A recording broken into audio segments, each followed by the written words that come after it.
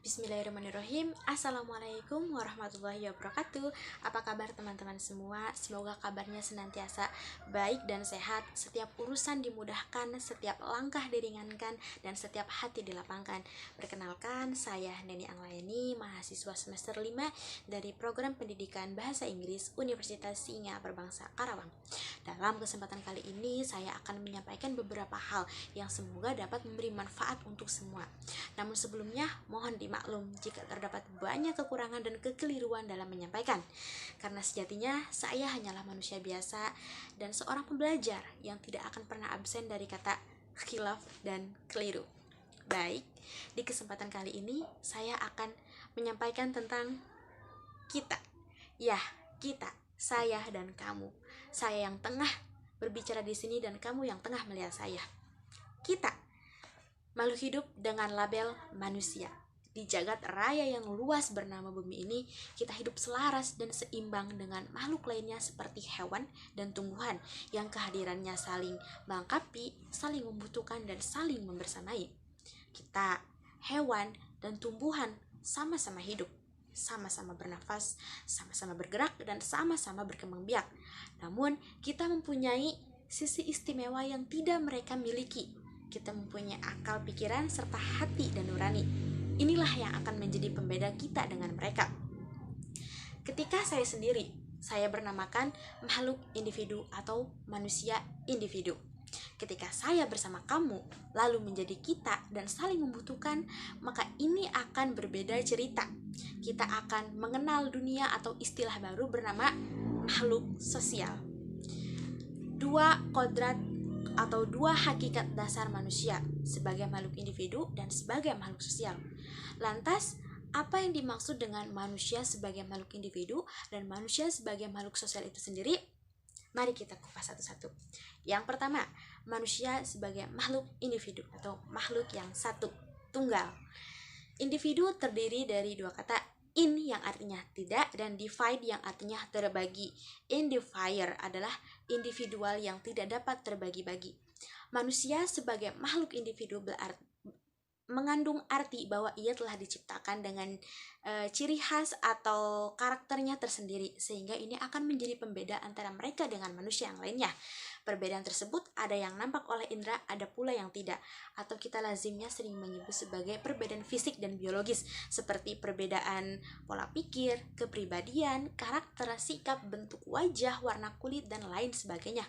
Bahkan, dua anak kembar sekalipun mempunyai perbedaan dalam beberapa hal, meskipun mereka nampak seperti satu rupa yang digandakan. Ada beberapa faktor yang mempengaruhi pembentukan seorang individu. Yang pertama adalah faktor genotip atau faktor keturunan yang ia bawa sejak lahir. Misalkan seorang anak mempunyai kemiripan wajah atau kebiasaan atau perilaku dengan bapak ibunya. Seperti pepatah bahwa buah tidak jatuh jauh dari pohonnya. Dan yang kedua adalah faktor fenotip, faktor lingkungan.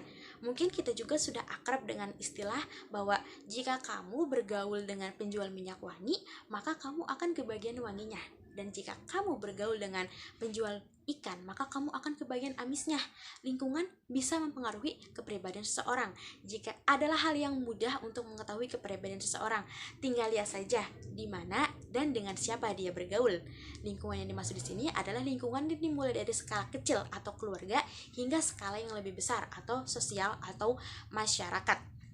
Manusia sebagai makhluk individu mempunyai bekal berupa potensi, yang dimana kelak potensi itu akan dimintai pertanggungjawaban bagaimana dia mengelola dan menyalurkan potensinya tersebut. Dengan demikian, diharapkan dengan potensi yang dimiliki tersebut, manusia mampu memberikan kebermanfaatan untuk sekitar, untuk sesama, untuk bangsa, negara, dan agama. Karena sesuai dengan salah satu poin muwasafat atau ciri muslim yang ideal, isinya adalah nafi'un lil ghairi, itu bermanfaat untuk orang lain. Ringkasnya, sebagai makhluk individu, manusia diharapkan mampu mengenali dan memahami tanggung jawabnya untuk dirinya sendiri, masyarakat, dan sang pencipta. Yang kedua adalah manusia sebagai makhluk sosial. Kita, selain sebagai makhluk individu, manusia juga adalah makhluk sosial. Karena apa? Karena kita tidak tinggal sendiri. Kita mempunyai batasan-batasan sendiri ketika menjadi seorang individu. Kita membutuhkan orang lain. Kita tidak bisa hanya bersandar pada diri sendiri atau mengandalkan diri sendiri atau memenuhi tuntutan hidup seorang diri. Kita membutuhkan orang lain. Sebagai contoh, ketika kita lahir, kita membutuhkan orang lain, tenaga ekstra dari ibu, bantuan bidan atau bantuan dokter. Dan ketika kita kembali pun, kita membutuhkan orang lain kembali. Membutuhkan orang untuk memandikan, mengkafani, menyolatkan hingga menguburkan. Itu terjadi karena campur tangan manusia. Itu adalah bukti konkretnya. Secara kodrati, manusia mempunyai kecenderungan untuk bergaul, berkumpul, berinteraksi, mencari relasi, dan membangun koneksi di lingkungan manapun ia berada. Minimal, ketika kita membuka pagar rumah lalu melihat tetangga yang melintas di depan kita, secara spontan kita akan menyapa walau sekedar bertanya hendak kemana. Dan ketika spontanitas tersebut terjadi, maka terjadilah sebuah interaksi. Seorang filsuf terkenal, Aristoteles, memperkenalkan istilah zoonopolitiken yang bermakna bahwa manusia mempunyai kodrat untuk hidup bermasyarakat dan berinteraksi dengan manusia yang lainnya. Hal inilah yang menjadi pembeda manusia dengan hewan, karena manusia mempunyai akal atau logos. Selain Aristoteles, ada juga Adam Smith dengan istilahnya Homo homini socius, yang artinya manusia menjadi teman bagi manusia yang lainnya.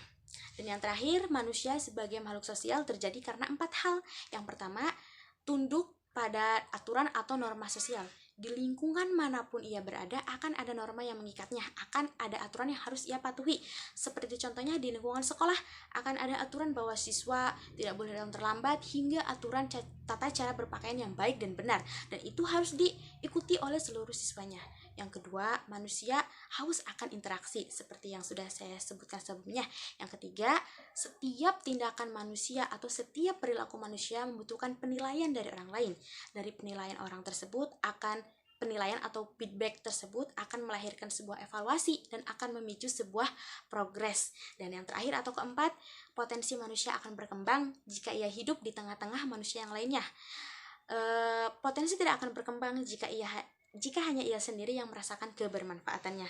Itu adalah penjelasan tentang manusia sebagai makhluk individu dan manusia sebagai makhluk sosial.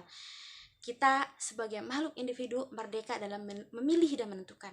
Maka seyogyanya kita menjadi yang berdikari, berdiri di kaki sendiri. Selain itu juga kita unik dan istimewa dengan caranya masing-masing. Saya teringat sebuah kutipan dalam novel Pijalan Anarki yang kurang lebih isinya seperti ini.